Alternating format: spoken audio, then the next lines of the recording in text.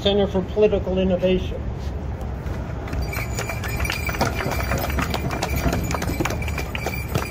Thanks, Dan. I'm an adult educator here in Chicago. I participated with Stan in various struggles, anti-imperialist struggles over the years. The Center for Political Innovation is a socialist and anti-imperialist education project, publishing books, producing films, conferences, workshops, study groups, in real life activities, as well as virtually, of course. For all of these things, we need our First Amendment rights. It affects everything we do, educating, organizing people to just get informed, right? Obviously.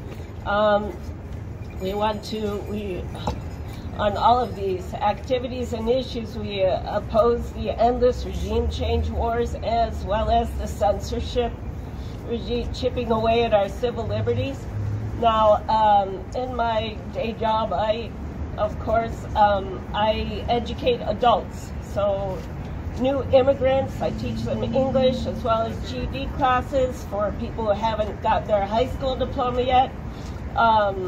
I love my job, having daily contact with,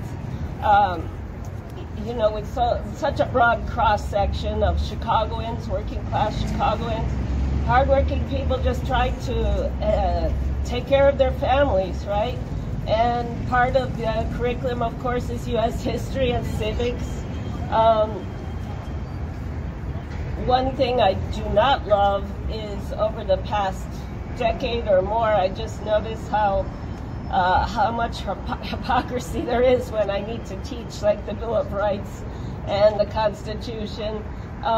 Usually I'm trying to connect, current issues with his history, right? And so, for example, I didn't look it up, it must have been around 2010 or 12 or something, when a Palestinian woman was rounded up in some of these raids. She had her citizenship taken away on bogus charges from the 1960s when she was in an Israeli prison. I think her name was Ramzia Odeh, if I remember. Yeah. And so it just happens I was teaching, like, we just finished World War I, right? And so we're talking about Emma Goldman and how she had her citizenship taken away, and lo and behold, it's happening again, right, in current events in Chicago. Of course, there's so many police brutality cases, and the Flint, Michigan water crisis. I mean, it all connects.